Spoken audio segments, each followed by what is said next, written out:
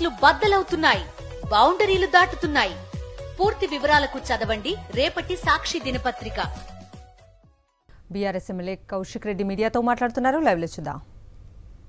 తెలంగాణ ప్రజలందరూ కూడా మీరు గుండాయిజం చేసిన గుండాయిజం మొత్తం చూసిర్రు, మీ రౌడీయిజం మొత్తం చూసిర్రు. దానికోసమే నిన్న అరెస్ట్ చేసిర్రు పోలీసులు. ఏంటిది, నిన్న హరీష్ రావు గారిని మా ఎమ్మెల్యేలందరినీ ఇక్కడి నుంచి తీసుకొని పోయి ఆ కల్వకుర్తి కాన్స్టిట్యున్సీ, షాద్నగర్ కాన్స్టిట్యున్సీకి తీసుకొని పోయారు. ఎందుకు తీసుకుపోయారు పైకి అంత దూరం? హరీష్ రావు గారు ఏం చేసిర్రు? హరీష్ రావు గారు అన్నదేంటిది? మీరు ఇలా గమనించాలే, తెలంగాణ ప్రజలు ఎట్లా తిరగబడుతున్నారో మీ మీద గమనించాలే. ఇలా హరీష్ రావు గారిని మీరు ఆడికి తీసుకుపోతున్నది మాకైతే తెలియదు. అంటే మీరు చేసే చెత్త శాస్త్రాలు, మీరు చేసే వెకిలి శాస్త్రాలు ప్రజలు టీవీలలో చూసి ఎంత గమనిస్తున్నారు అనేది మీరు అర్థం చేసుకోవాలి.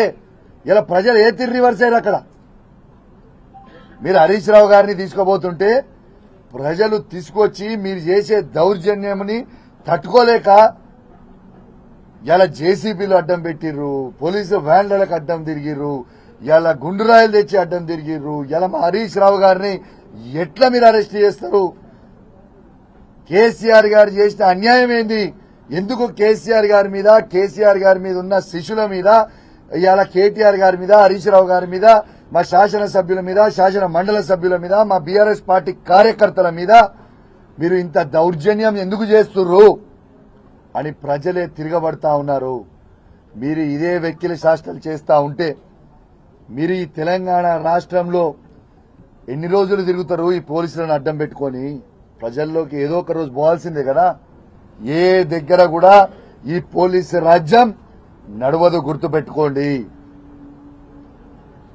తెలంగాణ గడ్డనే పోరాటాల అడ్డా, గుర్తుపెట్టుకోండి అని చెప్పి సందర్భంగా తెలియజేస్తా ఉన్నాను. తిరగబడే రోజులు దగ్గర ఉన్నాయి, ఆల్రెడీ తిరగబడతా ఉన్నారు. రేపు రాబోయే రోజులలో ఇంకో మీ 6 గ్యారెంటీలు మీరు ప్రామిస్ చేసిన అన్ని ఫుల్ఫిల్ చేయకపోతే ఏ ఒక్క కాంగ్రెస్ పార్టీ నాయకుడు కూడా తిరిగే పరిస్థితి ఉండదు అని చెప్పి సందర్భంగా తెలియజేస్తా ఉన్నాను. ఇక చివరిగా తెలంగాణ రాష్ట్రంలో ఉన్న ప్రతి బీఆర్ఎస్ పార్టీ కార్యకర్తకి, బీఆర్ఎస్ పార్టీ సైనికునికి,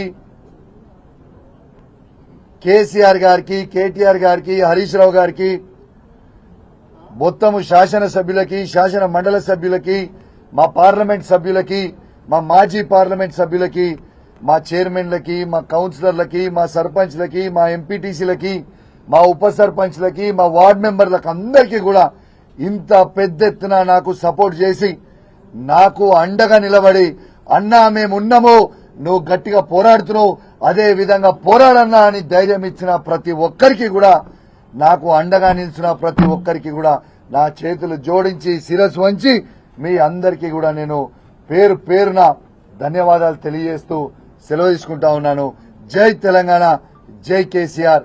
దీంతో పాటు ఫైనల్ గా ఇలా యావత్ తెలంగాణ ప్రజలకి గాంధీ గారి మాటలు, ఈ ఫైనల్ గా ఈ లొల్లి అంత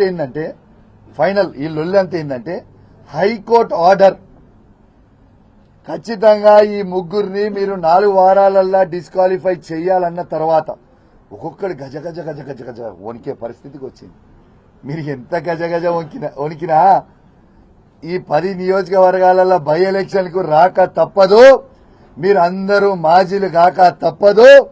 ఖచ్చితంగా మళ్ళా ఈ 10 నియోజకవర్గాలలో మా ప్రతి బీఆర్ఎస్ పార్టీ కార్యకర్త కష్టపడి మళ్ళా కేసీఆర్ గారి నాయకత్వంలో బీఆర్ఎస్ పార్టీ జెండాలు ఈ 10 నియోజకవర్గాలలో ఎగిరేయక తప్పదు.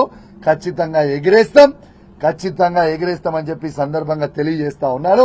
మళ్ళా కూడా చెప్తా ఉన్నాను, ఈ 10 మంది ఎమ్మెల్యేలకు కూడా చెప్తా ఉన్నాను, మారిన ఎమ్మెల్యేలకి, మా బీఆర్ఎస్ పార్టీ కార్యకర్తలు కేసీఆర్ గారి నాయకత్వంలో పెట్టిన భిక్ష మీకు మళ్ళా చెప్తా ఉన్నా, మీకు సిగ్గుంటే, శరముంటే స్పీకర్ గారు మిమ్మల్ని డిస్క్వాలిఫై చేసే ముందే మీరు రాజీనామా చేసి ఎలక్షన్లకి రాండి. ఇక మీరేంది మేమేంది అనేది ప్రజాక్షేత్రంలో చూసుకుందామని చెప్పి ఈ సందర్భంగా తెలియజేస్తూ సెలవు తీసుకుంటా ఉన్నాం. జై తెలంగాణ, జై కేసీఆర్.